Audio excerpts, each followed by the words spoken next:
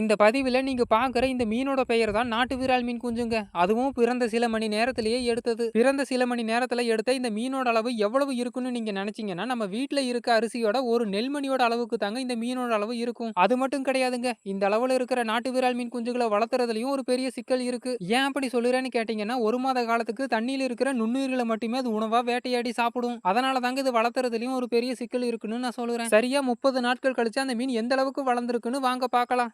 சரியா 30 நாட்கள் கழிச்சு இந்த மீனோட வளர்ச்சி இவ்வளவு தாங்க இருக்கும். என்னடா இது வளரவே இல்ல அப்படின்னு நீங்க நினைக்காதீங்க. ஆரம்பத்துல இதோட வளர்ச்சி ரொம்பவும் மெதுவா தாங்க இருக்கும். இப்ப நீங்க பாக்குற இந்த அளவுல தாங்க விரால் மீன் குஞ்சு தன் தாயிடமிருந்து விரட்டி அடிக்கப்பட்டு தனியா வந்துரும். இதுக்கப்புறம் விரால் மீன் தன் சொந்த முறையில உணவை வேட்டையாடி சாப்பிடுறதுனால வேகமா வளர ஆரம்பிச்சிருங்க. சரி வாங்க அடுத்த 6 மாசத்துல இந்த மீன் எந்த அளவுக்கு வளர்ச்சி அடைஞ்சிருக்குன்னு பார்க்கலாம். 6 மாசம் கழிச்சு நீங்க எடுத்துக்கிட்டீங்கன்னா அந்த மீன் இந்த மாதிரி தாங்க இருக்கும். இந்த மாதிரி இருக்கும் பொழுதுதான் தவளைகளையும் மீன் குஞ்சுகளையும் ரொம்பவும் விரும்பி சாப்பிடும். அது மட்டும் கிடையாது. இந்த மீன் இந்த அளவுக்கு வளர்ச்சி அடையும் போது இதுக்கு மூர்க்க குணமும் அதிகமா இருக்கும். அதனால தான் ஜோடியை தவிர எந்த மீனையும் இது பக்கத்துல சேர்த்திக்காது. அப்போ அந்த மீனோட முழு வளர்ச்சி எந்த அளவுக்கு இருக்குன்னு என்கிட்ட கேட்டீங்கன்னா உண்மையிலேயே எனக்கு தெரியாதுங்க. அதிகபட்சம் நான் முழு வளர்ச்சி அடைஞ்ச நாட்டு விரால் மீனை பிடிச்சது பாத்தீங்கன்னா 1.25 கிலோ வரைக்கும் பிடிச்சிருக்கேன். உங்க ஊர்லயும் நாட்டு விரால் மீன் எத்தனை கிலோ வரைக்கும் பிடிச்சிருக்கீங்கன்னு மறக்காம கமெண்ட்ல சொல்லுங்க. நானும் தெரிஞ்சுக்கிற மீன் எவ்வளவுதான் பெருசா வளருதுன்னு.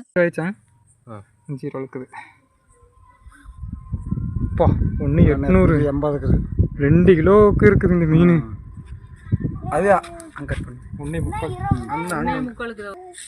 இந்த பதிவு உங்களுக்கு பிடிச்சிருக்குன்னு நினைக்கிறேன். பிடிச்சிருந்தா மறக்காம லைக் பண்ணிட்டு இது போல பதிவை தவறாம பார்க்க மறக்காம சப்ஸ்கிரைப் பண்ணிக்கோங்க. அடுத்த ஒரு நல்ல பதிவில் நான் உங்களை சந்திக்கிறேன். நன்றி, வணக்கம்.